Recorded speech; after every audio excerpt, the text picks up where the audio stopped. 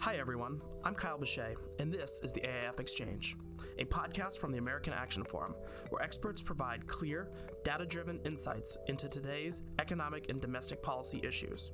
Welcome, and thank you for tuning in. On this episode of the AAF Exchange, Fitch downgrades of the U.S. debt, the latest economic news, and Congress's September must-do list. Joining us to discuss all of this is AAF's Douglas Holtz-Eakin. Doug, thanks for joining us. Great to be back. Yeah. Tan, rested, and ready. I was going to say, it's been a while. I feel like you and I have both been, on vacation, sitting, not being here at AAF or in D.C., but... Yeah, but I went to a nice place, and you went to Vermont. Right, well... Okay, well, I'm not going to get into a battle of states with you today, but, sitting by the lake up in Vermont and sitting on the golf course in Vermont were just as beautiful to me. Okay. So I'm going to keep it. So it's been a while, so I'm sure there's a lot on your mind, but if you could narrow it down to one thing, what is on your mind? I'm increasingly frustrated with the state of the immigration policy debate and reality on the ground. We have a bipartisan consensus that illegal immigration is a problem and should be cut back, and we're seemingly making no progress whatsoever on that. We can get no consensus whatsoever on the remainder of the legal immigration system and what we're going to do with STEM immigration and more immigration more broadly. And the Canadians just stole 10,000 of our H-1B candidates. So we're getting nothing done, despite the fact that we have problems everywhere I look, and that's been true for 20 years. So yeah, I'm getting a little frustrated. Yeah, it seems to me the latest attempt was in the lame duck session of the last Congress, but I haven't really heard much out of this Congress in terms of tangible, actual things that they're working on. I know there's a few bipartisan bills out there, but they don't really seem to be getting much traction. We have, for example, there was the Farm Worker Modernization Act last Congress, and bipartisan consensus, and a lot of talk that it was going to go in the end of year lame duck, and nothing happened. So things which are relatively small bore bipartisan consensus become hostages to the larger issues and never get done. The larger issues just plague us. So, and I don't think there's anything about a presidential election cycle that's going to make this better. It's going to get worse. Yeah, and as you've written before, just for, take the politics out of this. This is a good economic... this is the best economic lever we could pull. Yeah. Period. We could do a whole podcast, I'm assuming, on immigration, but it seems like an important topic, and maybe we'll start hearing some better things on it going forward. I hope so. But we'll have to watch and see. All right, let's go to the economy, but we'll start with the biggest economic news that should have been on everybody's radar, and that's Fitch downgraded the U.S. Debt rating from its highest rating of AAA to rating AA+. Citing a steady deterioration in standards of governance. First, before we get into anything else, what does this mean for the U.S. economy? Essentially nothing. There are three major rating agencies. S&P and Moody's have not changed the rating. So if you need a AAA-rated security to put in your portfolio, they're out there. Moody's and S&P are providing them. Investors have not diminished their appetite for Treasury, so interest rates are not affected by this. It's really a shot across the bow on the governance front to Congress and the administration about their handling of fiscal policy. Yeah. So, so basically what they're saying is that, we're on an unsustainable debt track. We're spending too much. The party's got to start dying down here. Is that basically what they're saying? And Fitch is just being the first one to say, fire the warning shot, and the other two are like, yeah. Yeah, that is what they're saying. So if you read the report, they say three things. One is the governance, but the other things they say are, if you look at debts and deficits, they are high and rising, for the foreseeable future, especially over the next 5-6 years, and there is no plan to make any progress on this front. So that's the real indictment, right? The facts on the ground are high and rising debt and deficits, and no plan to take it on. And I think that's really what triggered it.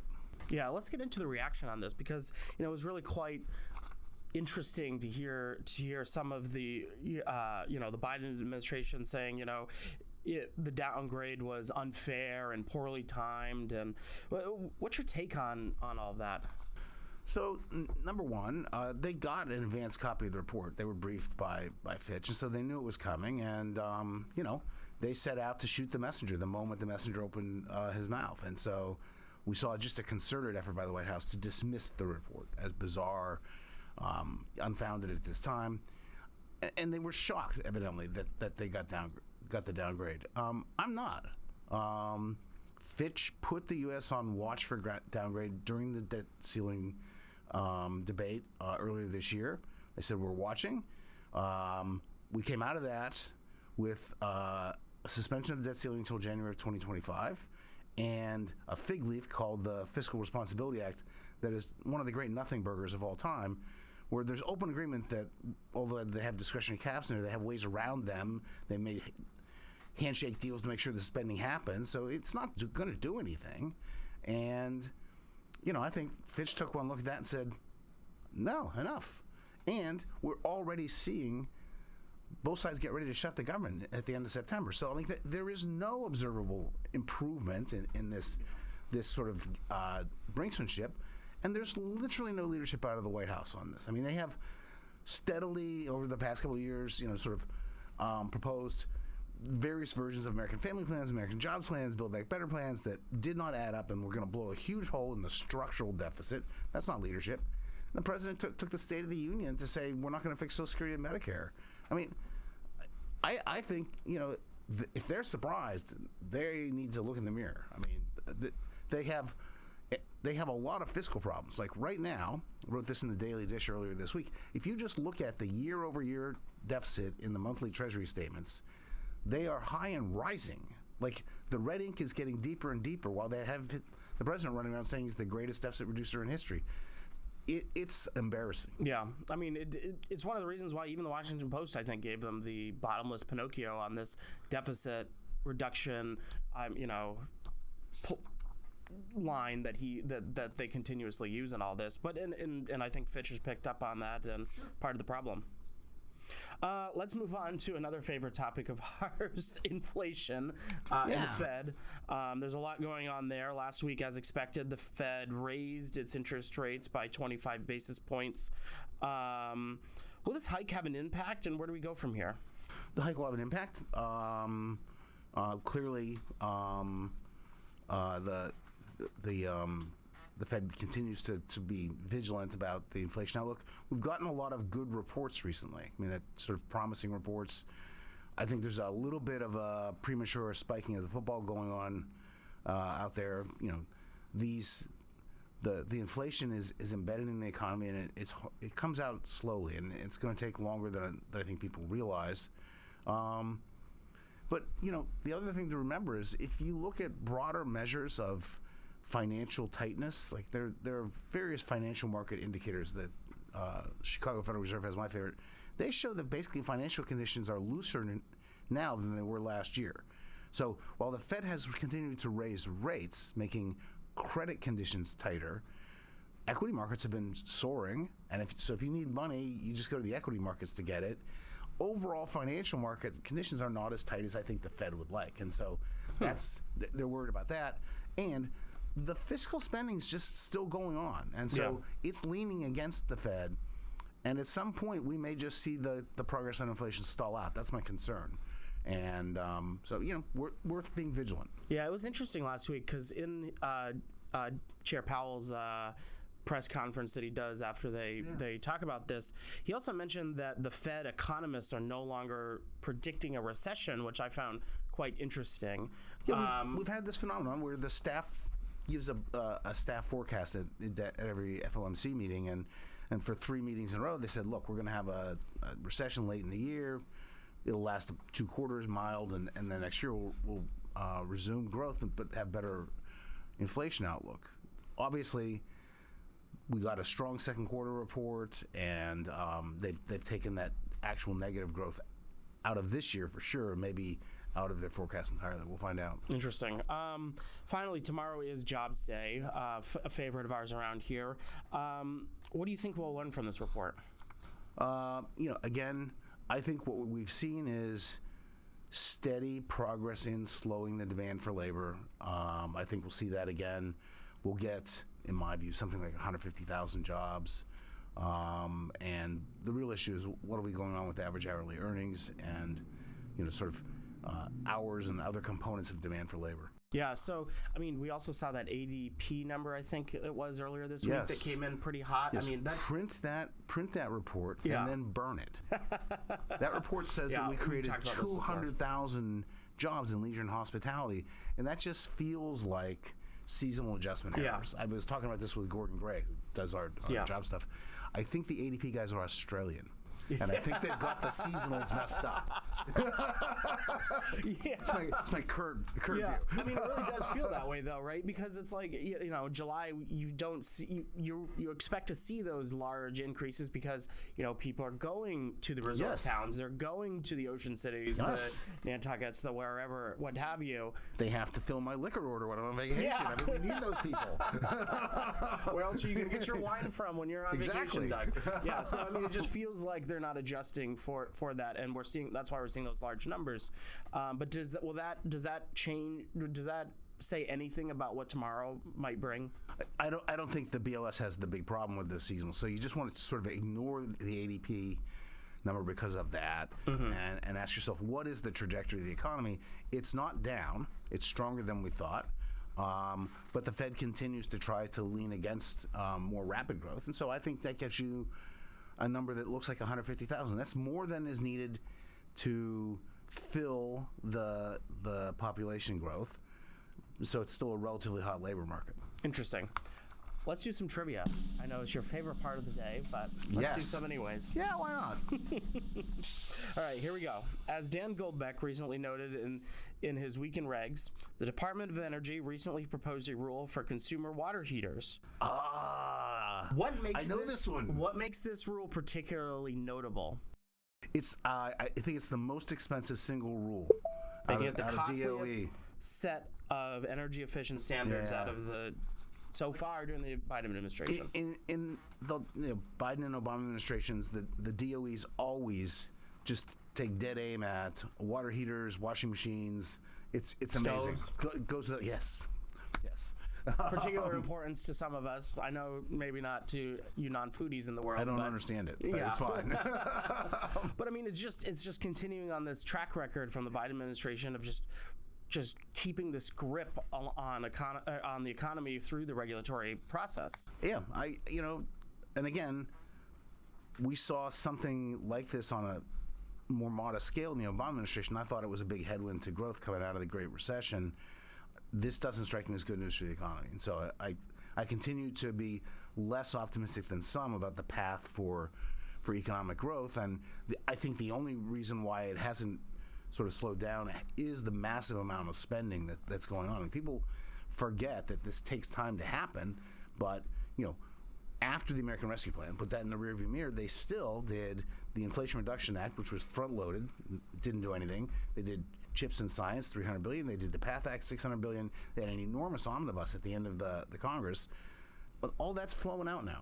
And you've essentially got a less dramatic but more steady fiscal stimulus going on a regular basis. And that's, that has impacts on the economy. Yeah, well, we'll continue to watch the regulations. Dan Goldbeck does a great job, and we'll have to keep watching those. I love I still love those charts every week just to see the chart where it says this is where he compares to each of the previous administrations. It's mind-boggling. It really is. I shouldn't say I love it because it's not a good news, but it's fascinating, and our guys do a great job of tracking this stuff, and I don't know anyone else who's genuinely has their finger on the pulse of the administrative state the way the Goldbeck crowd does. I know. Like just from looking at doing the digital, I can see who's seeing who's interacting with our emails, and it's a lot of those trade publications that follow that regulatory stuff. So that says to me that it's valuable tool for a lot of these people to follow the regulatory state on a day-to-day basis. Every now and then there's a head fake, and there was this weird thing where the